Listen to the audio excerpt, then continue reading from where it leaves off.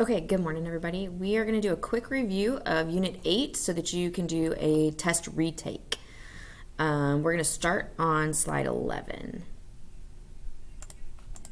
Remember, when you're counting atoms in a chemical formula, this is a chemical formula, 3H2O, you have to know that the coefficient is the big number in front, and you have to distribute that. Multiply big number times little number to count how many atoms of each element. So if I'm counting how many hydrogens, 3 times 2.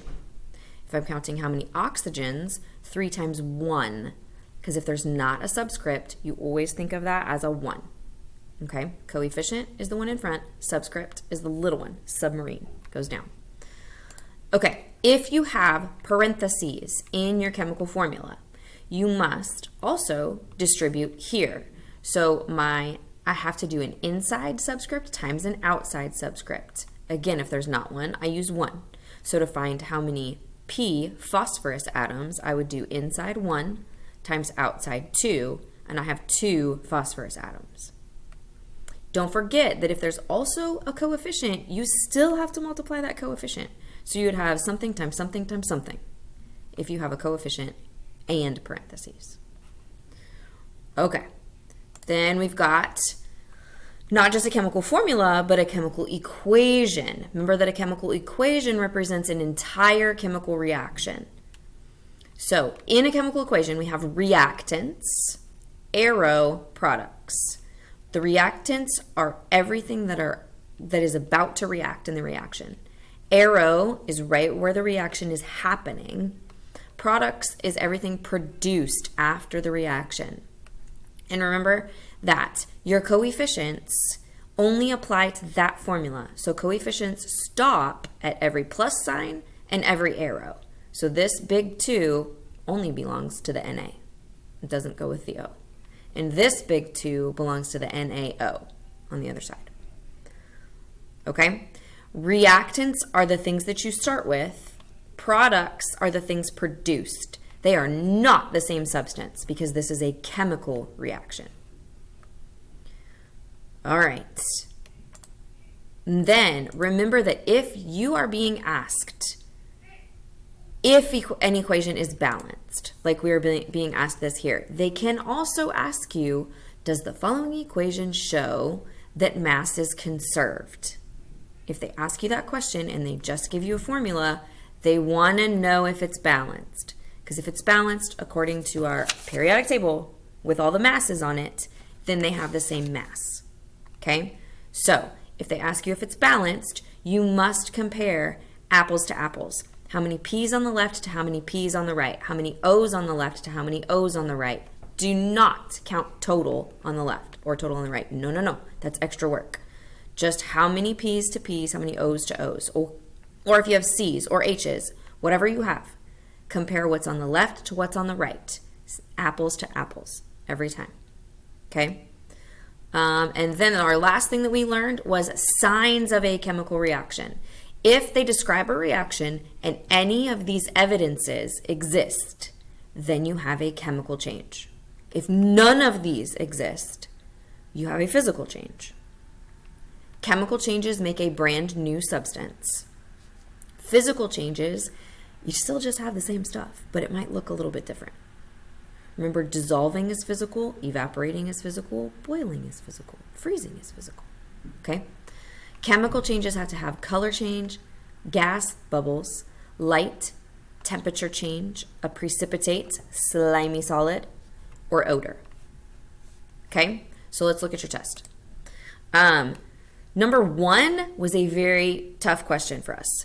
Says a student conducts an investigation in which he mixes a white powder into a clear liquid without adding heat. No heat. The student's observations are recorded below. So we have initial substance on the left and then what he saw after mixing. We had solid white powder, clear colorless liquid.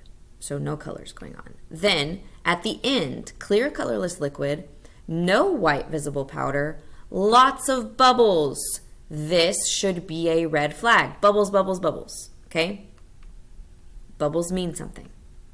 And the liquid became colder. That should also mean something to you. What is the best explanation for what the student observed? A, the white powder dissolved into a clear liquid. B, the liquid is boiling and turning into its gas form. C, the gas bubbles are a new substance that has been formed. Or D, the white powder and the clear liquid did not chemically react. Okay, you should be able to throw one out because we have evidence of a chemical reaction. We have two evidences of chemical reaction. Here and here. Okay, so your answer choice needs to go with a chemical reaction. Remember what we said about dissolving, evaporating, freezing, boiling, all of those things, what those are. You have something happening, a chemical reaction happening. So your answer needs to go with that. Okay, then we are going to go to number 3. And your passcode for this test is, what did I say it's going to be? Oh, bubbles. Hey, that goes with the last question. Your password for this one is bubbles. B-U-B-B-L-E-S, bubbles. That's your password. All right, number 3. This is a tough question. Which of the following chemical equations shows that the total mass during a chemical reaction stays the same? What the heck are we supposed to do if they ask about mass being conserved, which means mass staying the same? We're supposed to figure out if they're balanced. Okay, so I'm going to use my little counter thing here on the side. I have 2 NAs on this side. How many NAs do I have over here? 1. That's not balanced, so it's probably not that one. My H's, I have 2 times 2 is 4. So I have 4 H's on the left. I have 1 here plus 2 more, but that's only 3. So my H's don't match either. Not that one. Okay, for the second one, I have 3 FE's on the left. I'm going to go check the right. 3 FE's on the right. That checks out. For the H's, I have to do big number times little number. 4 times 2 is 8 for those H's. Over here, I have 2 times 2. That's going to give me 4.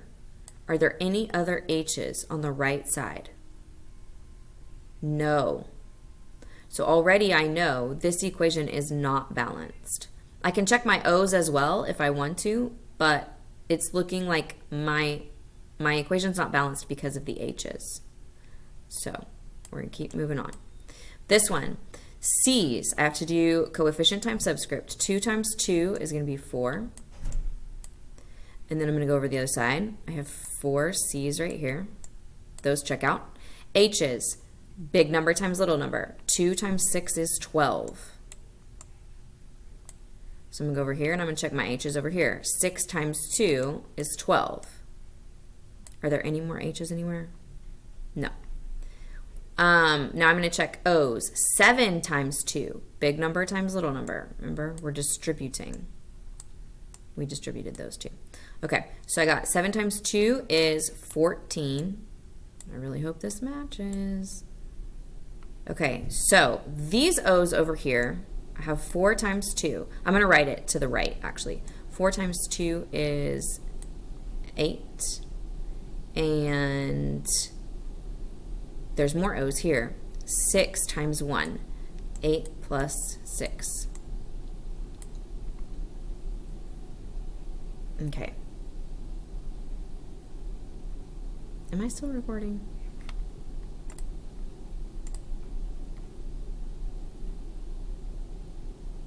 I think so. Okay. Sorry, y'all. Okay. 8 plus 6 is 14. Oh my gosh, I think this one balances. Yes. Okay, so I think this is it. I'm going to double check though. 2 NAs, 2 NAs, 2 O's, only 1 O. 2 O's. And over here, there's 1 lonely O all by itself. So, yep, there we go. Okay. And the last one we're going to look at is, where is it? Number 10. Barium nitride is an orange-yellow solid. The equation below represents a chemical reaction that occurs when barium nitride is added to water. How many atoms are represented in the products of this equation? Remember the word rep. P is at the end. I need the right side of this equation. Okay? So I'm going to use my draw thing again. I've got Ba, O, H, and N. Okay, but I'm gonna have H's here and H's here, so I'm gonna have to add those together eventually. Okay, so this 3 has to be distributed, right? So 3 times 1 for Ba is gonna be 3. For these O's, I still have that 3 in front. So I've got 3, I'm gonna do a dot for times. 3 times, I need an inside, 1, times an outside, 2. There you go. We're going to distribute that too. Okay. All right. And then for these H's here, I still have a 3 times, that's my times sign, inside 1 and outside 2. Okay. So 3 times 1 is 3, times 2 is 6. That's a funny looking 6. I have the same exact thing here. So 3 times 1 times 2 is 6 again. And then I've got N's right here, 2. All right, the last thing that's left is you have some more H's, okay? I'm gonna make you finish it. You gotta figure out how many of these H's there are and add them to this 6. Then you're gonna take your total, 3 plus 6 plus something plus 2, and you're gonna find your answer. Okay? Figure out how many H's there are in this part, and you're going to have your answer. All right, that's it. Remember what the password was? Put it in. Take your retake.